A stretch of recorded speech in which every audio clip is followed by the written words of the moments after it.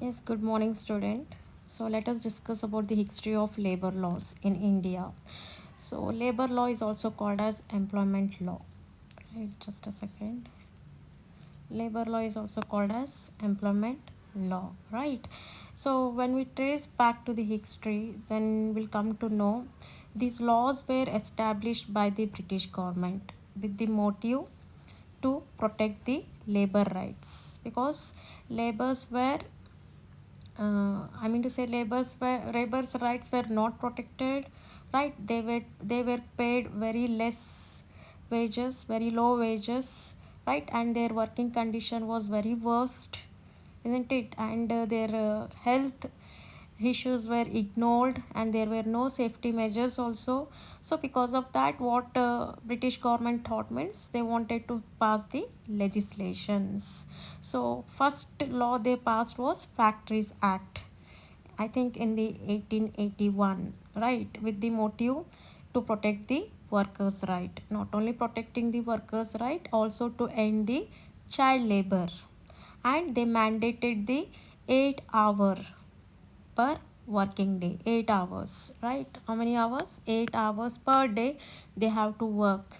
And women were not allowed to work or at night, and even they were paid overtime. So these all were provided in the Factories Act, right? That means in shortly we can say these are the provisions which are provided in the Factories Act just to protect the workers labor's right.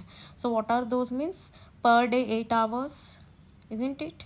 And ended the child labor, and forbidded the women to work at night, and to pay overtime, and to pay proper wages. So these all were in the Factories Act.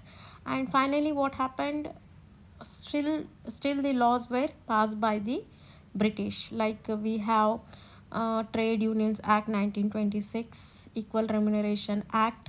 So many laws we are having, like Factories Act for the 8 hour, mandating the 8 hour per day work, and ending the child labor.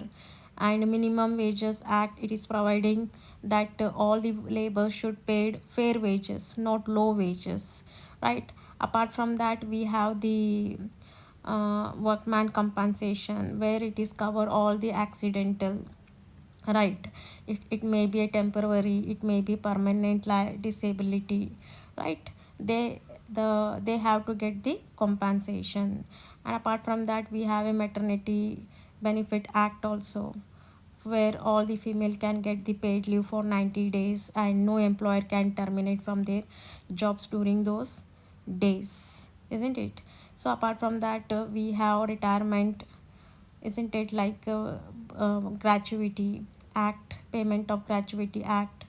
And we have Bonus Act. So several laws were passed, right? Even we have several updates. That means constantly we cannot say that the laws are not changed, right? As the society changed, as the labor's rights to be protected, now even it has been changed, the scenario has been changed, even the laws are changed according to the needs of the labor's protection, right? So because of that, we have seen a many tremendous changes in the labor laws, and several updates also has been taken place in the labor laws. And perhaps we are having four codes also, which we are going to study in the next class, right? So remember, when it comes to the history, already these laws were established by the British government.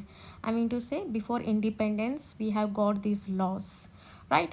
After that, what happened means, so usually in 1950, right, usually in the 1950, these all Indian laws were embedded in the constitution in the form of Article 14, 19, 23, 24, 38, 41, 43. So these all are talking about the protection of labor rights in our Indian constitution, right? So this is the history of labor law.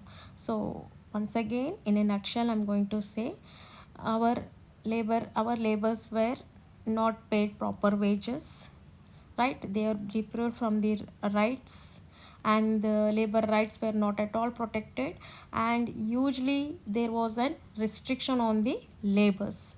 Because of this they went on the strike also.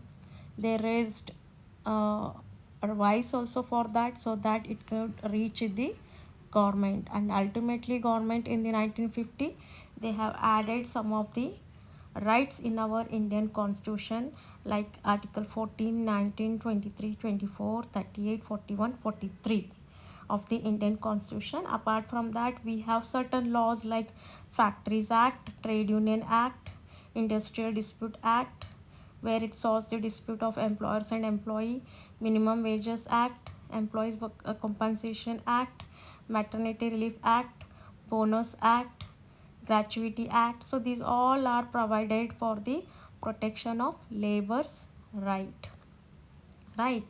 So thank you once and all.